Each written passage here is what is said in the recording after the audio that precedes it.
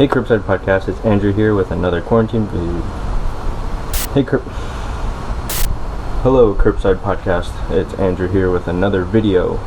Today we're back with another Quarantine Chronicles. I haven't done one of these in a while, but today we are working on the Evo 10.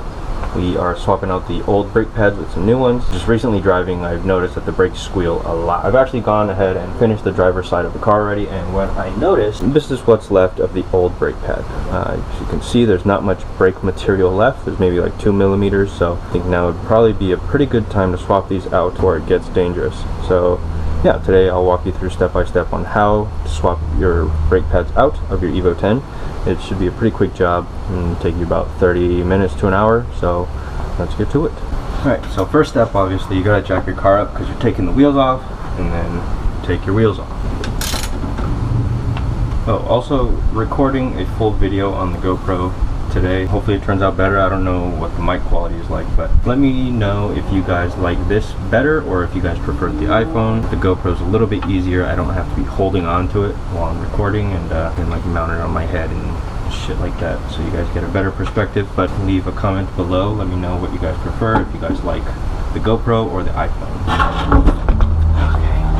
These are the brake pads that I will be using. They are the Hawk Performance brake pads. Like, I don't know the model number, part number, or anything like that, but I've heard that Hawk is the preferred go-to for street performance braking. So once you got your wheels off, you'll notice in the front brake there are these 2 pins. You want to take those out. They do have like a pin removal tool where you just use that and a hammer. I'm using a drill bit. I'm just gonna put the drill bit right here and hammer those 2 pins out.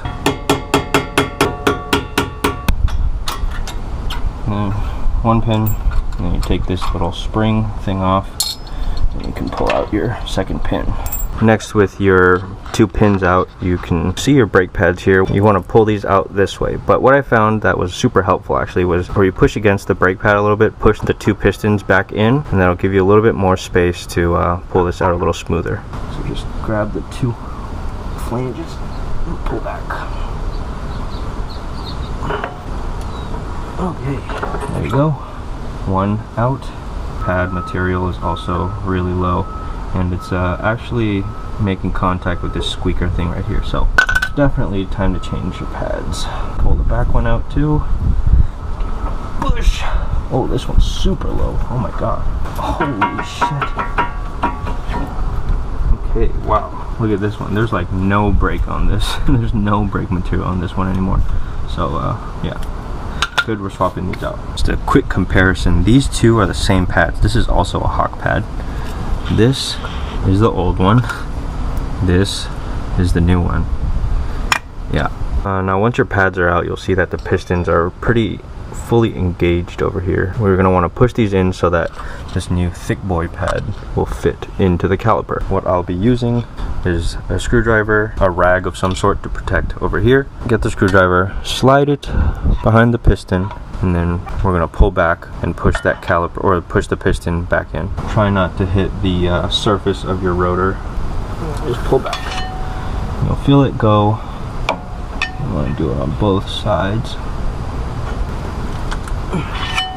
There you go. You see these pistons are in.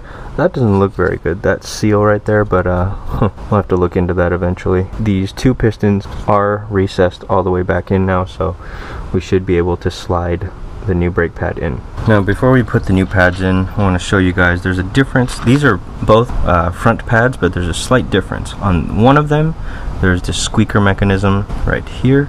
Basically, once the pad runs low enough, this little squeaker thing will start rubbing on the rotor and let you know that the pad needs to be swapped out. The one with the squeaker is going to want to be on the front side facing out. The one without is going to be on the inside of the caliper. Now one final step before putting the new pad in, you want to get this grease, put some onto the back of the brake pad and spread it around. This helps prevent any excessive squealing or squeaking or anything like that. Just keep in mind, this is not the side with the brake material, this is the back of the pad. And then once you're done with this, you're ready to slide this pad into the caliper. You want to make sure when you're putting it back in, holes facing the front. Shimmy it in here. There you go. 1 down, and then we'll just get this side. So again, we got to push those pistons in, and then we can grease up our new pad and then slide that bitch in there. Shimmy it in close. Come on, there you go. Alright, cool. Shit, pads are in it. You want to take one of your pins, stick it back through, and then carefully tap it back in. Next, you take your little spring, hook one side up to the bottom, get your other pin ready. You're going to want to compress this spring down and then slide the pin over it so that the springs hold the new pads in. It requires quite a bit of pressure, so bear with me for a second. Alright. Okay. There you go. Brand new brake pads installed. Alright, last step before you're completely done with this caliper, go ahead and give the brakes a couple pumps to get the fluid back in there and the new pads nice and tight on the rotors. Moving on to the back. It's more or less the same thing. You got 2 pins, the spring, and the 2 pads. The only difference is this has 1 piston, the front has 2. There's 1 pin, the spring. That is squeaky. Creaky, whatever. Brake material is literally crumbling off. Okay, second pad.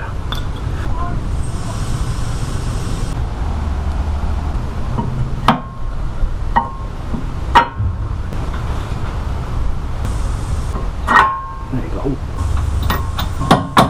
Now we take our spring.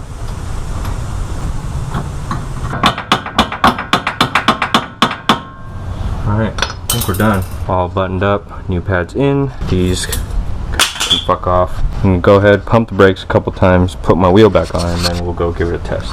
Alright, so car's all buttoned up, wheels are back on, off the jacks. So I'm gonna go ahead and give it a test run. With new brake pads, you actually do have to kind of break them in. It's called it says on the box here, burnishing. Yeah, you gotta burnish them in. Gotta do 6 to 10 runs from 30 to 35 with moderate pressure, and then an additional 2 to 3 runs going from 40 to 45 with hard pressure. I'm gonna go ahead, do that, and grab some food while I'm at it because I'm really hungry. But yeah, that's pretty much it. Hope you guys learned something. This is my first time ever doing brake pads, and pretty straightforward in my opinion. So let me know if you have any questions. Leave a like, comment down below, subscribe to our channel, follow us on Instagram at the Curbside Podcast. Hope you liked the video, and I'll catch you on the next one. Peace.